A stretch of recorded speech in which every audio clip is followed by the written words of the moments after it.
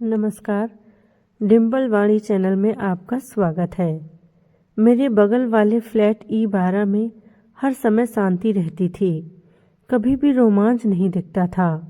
अरुणा दिन के 9 घंटे फैक्ट्री में सूत काटती, बाकी का समय मेरे घर डस्टिंग, खाना बनाने, बाजार से सौदा सुलभ आदि में बीत जाता। उसके हाथ पैर मुंह बाल बनाने का तरीका सब कुछ लड़कों की तरह लगता था। अपने काम से काम रखने वाला मर्दाना खुरदरापन हमेशा झांकता रहता था, जबकि माँ 4:45 की होने के बावजूद भी आंखों के रास्ते मन में बस जाती थी। कभी कभी समय निकालकर अरुणा मेरे पास आकर बैठ जाया करती थी। एक बार उसने मुझसे पूछा, आप अपनी कहानियों के जरिए पढ़ने वालों के मन में इतनी हलचल मचा देने वाले पात्र कहाँ से लाते हैं? सच, ये सब पढ़कर बहुत अच्छा लगता है। जिस तरह तुम मिर्च मसाले मिलाकर सब्जी और दाल को स्वादिष्ट बनाते हो ना, उसी तरह हम भी रोजमर्रा के जीवन में से पात्र ढूंढकर एक सुंदर सी कहानी बना लेते हैं। पर मेरे पास ऐसी कोई कहानी नहीं है। जरूर है, बस फर्क ये है कि या तो तुम अपनी कहानी सुनाना नहीं चाहती या जानकर भी अनजान बनी हुई हो। क्या है मेरी कहानी? पुश्तैनी जायदाद का मेरा हिस्सा भी बेच बाच कर मेरा भाई अमेरिका जा बसा। वहाँ एक अरबपति की बेटी से शादी कर ली। वो हमें भूल गया, हम उसे भूल गए। अब आप ही बताइए, ये भी कोई कहानी हुई? तुम्हारा भाई यहाँ होता तो उसकी कहानी बनती, लेकिन यहाँ तो तुम अपने भाई के नस्तर चुभे बाड़ों से घायल अपनी माँ को प्यार देकर उनकी ममता का ऋण किस्त दर किस्त चुका रही हो। अपनी विद्या का सदुपयोग करके 4 पैसे कमाती हो। बुरे काम करती तो मैं तुम्हें बुरी लड़की कहता। बस इसी तरह तो कहानी जन्म लेती है। ओह अंकल, आप तो बिल्कुल अपने पेशेवर तरीके पर उतर आए, लेकिन मेरे साथ वो सब कुछ करने लगे जो आप अपनी कथा के पात्रों के साथ करते हैं। लेकिन मेरे साथ ऐसा कुछ भी नहीं है। सब कुछ ठीक ठाक चल रहा है। और वो सुधाकर जो हर समय तेरे घर के चक्कर लगाता रहता है तो लगाता रहे। एक बार में पूरी बात समझा दी, अब कोई न समझे तो मैं क्या करूं? जिसके पास पैसा और समय हो वो ही प्यार व्यार के चक्कर में पड़े। मेरे पास तो ना पैसा है और ना ही समय। सूत काटते काटते शक्ल मुरझा गई है, उंगलियों के पोर छिल गए हैं। अगर मैं लड़की बनी रही तो माँ की देखभाल कौन करेगा? उन्हीं दिनों अरुणा गंभीर रूप से बीमार हो गई। उसे अस्पताल में भर्ती करवाना पड़ा। अस्पताल से लौटकर वो सीधे मेरे घर आई। फिर एक बीमार हंसी हंसकर बोली, आपका तो मैंने बहुत खर्चा करवा दिया। तनख्वाह मिलते ही आपका पूरा कर्ज उतार दूंगी। मुझे उसकी बात सुनकर बहुत हैरानी हुई। मैं उसे बेटी की तरह प्यार करता था। मैंने शर्मिंदगी से कहा, मैंने नहीं, सारा खर्च सुधाकर ने किया है। जब उसे तुम्हारी बीमारी के बारे में पता चला तो उसने मुझे 1 पैसा भी खर्चा करने नहीं दिया। सुनते ही अरुणा का चेहरा बदरंग हो गया। बोली, इसमें शर्मिंदगी जैसी क्या बात है? मुझे तो आपका आभार मानना चाहिए। वो तो मुझे बताएगा नहीं। आप उससे पूछकर सिर्फ इतना बता दीजिए कि मुझे सुधाकर का कितने पैसे देने हैं। ऐसा लगा जैसे उसके भीतर पिघल पिघल रहा है। मैंने जरा सख्त लहजे में कहा, कैसी लड़की है तू? अब क्रेडिट वाउचर लेकर तू सुधाकर के पैसों का भुगतान करेगी और फिर चैन की सांस लेगी? वो सिर झुकाए बैठी रही। बेटी, मैंने नहीं, प्रकृति ने तेरी कहानी का हिसाब बड़ी तेजी से लिखा है। सुधाकर को चेक देकर उन पर काली स्याही मत फैला। कहीं ऐसा न हो तेरा व्यवहार तेजाब बनकर करुणा, दया और ममता की बेल को ही जला डाले। अरुणा के माथे पर पसीने की बूंदें उभर आईं। आप ठीक कहते हैं अंकल, सुधाकर भला आदमी है, हमारी ही फैक्ट्री में काम करता है। लेकिन जिस प्रकृति की आप बात कर रहे हैं ना, उसी ने अपने निष्ठुर हाथों से सुधाकर जैसे लोगों के प्रति कृतज्ञ होने की क्षमता मुझसे छीन ली है। अरुणा रोने को हो आई। 2 महीने ऐसे ही बीत गए। अरुणा बहुत दिनों से मेरे पास नहीं आई। रानी से पूछने पर पता चला बीमारी के कारण वो पेंडिंग काम को निपटाने में लगी रहती है। इसी कारण से वो रोज देर से घर आती है। उस दिन दशहरा था। पाठकों के लिए नई कहानी लिखने के लिए मैं हमेशा हर दशहरे पर नया पेन खरीदा करता था। उस दिन भी मैं पेन खरीदकर दुकान से बाहर निकल रहा था। तभी मैंने सुधाकर के साथ अरुणा को बाहर निकलते देखा। मन खुशी से भर उठा। घर लौटकर मैंने फ़ोन मिलाकर अरुणा को बुलाया। अपने बने बनाए नियम के अनुसार वो चौके में जाकर 2 कप चाय बना लाई। फिर बोली, अंकल उस दिन आपने कहा था ना कि ज़िंदगी के बही खाते में लेनदारी और देनदारी जैसा कुछ नहीं होता। शुक्र है तुझे कुछ तो समझ में आया। अरुणा की खुशी एकदम काफूर हो गई। अंकल वैसा कुछ भी नहीं है जैसा आप समझ रहे हैं, लेकिन मैं आपसे कुछ भी छिपाना नहीं चाहती। तो फिर छिपाती क्यों हैं? आपने माँ को तो देखा है ना, उम्र 40-45 से ऊपर नहीं है, लेकिन उनका मन 70-80 से भी ऊपर है। हमेशा सहमी सहमी रहती हैं। दिन में तो कुछ नहीं कहती, लेकिन रात में अक्सर बुदबुदाया करती है, अरु बिटिया मुझे घर से न निकालना, नहीं तो मैं मर जाऊंगी। मतलब? मैंने हैरानी से पूछा। माँ मेरे बड़े भाई अमित को बहुत प्यार करती थी, मुझसे हमेशा नाराज रहती थी। कहती जन्म लेते ही अपने पिता को खा गई। अमित पढ़ने में बहुत होशियार था।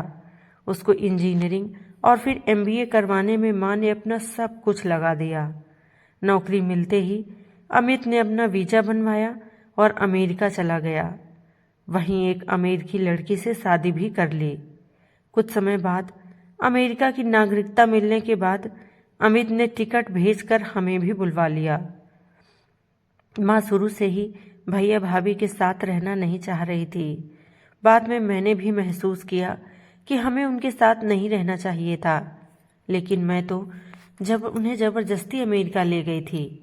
ऐसी हालत में मैं ज़्यादा भी कह सकती थी। भैया भाभी डब्बों में बंद ऊल जलूल खाना खाते, रात में खूब नाचते गाते। हर दिन ये धमा चौकड़ी देखकर माँ को हिस्टीरिया के रोगी की तरह चक्कर आने लगते। एक रात तो हद ही हो गई।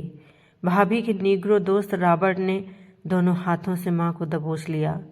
6 फुट के हफ्सी की बाहों में माँ परकटे पंछी की तरह छटपटा रही थी और वो बेशर्मी से हंस रहा था। मैं इस हसीना को नहीं छोड़ूंगा, कल चाहे तुम लोग मुझे फांसी पर चढ़ा देना। माँ की रक्षा करने के बजाय भैया भाभी और उनके दोस्त तालियां बजा बजा कर हंस रहे थे। दूसरे के दर्द पर इतनी खुशी मैंने उस दिन पहली बार देखी। मैंने आव देखा न ताव मेज पर पड़ा पीतल का गुलदस्ता उठाकर उस हफ्सी के सिर पर दे मारा। उसके माथे से खून की धारा फूट पड़ी और वो वहीं ढेर हो गया। इसके बाद अमित ने हमें दिल्ली के 2 टिकट पकड़ाए और $500 देकर हमेशा हमेशा के लिए हमसे रिश्ता तोड़ लिया। मैं स्तब्ध था।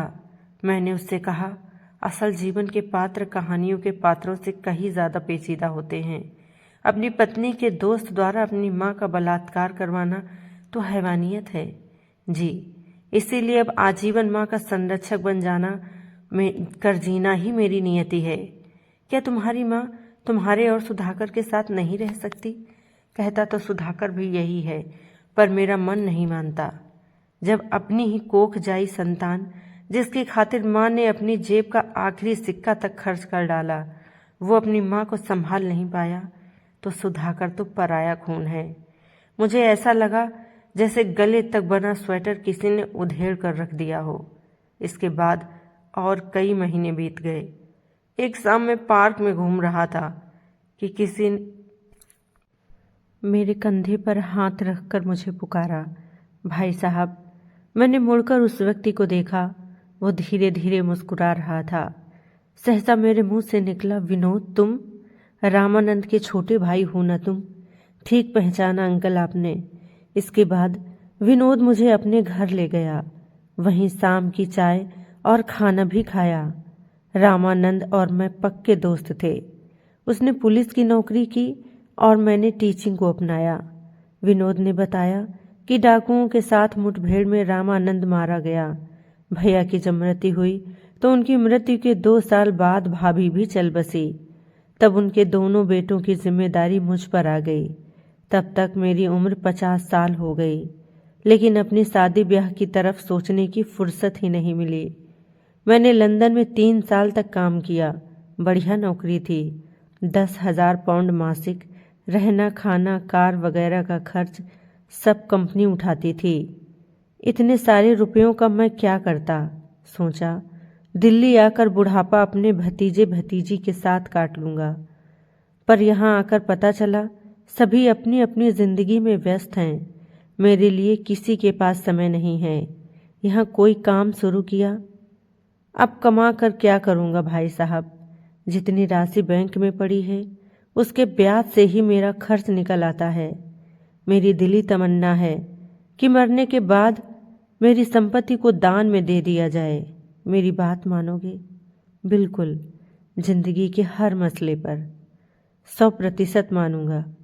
अगले दिन मैं अरुणा के घर गया। रानी मिली।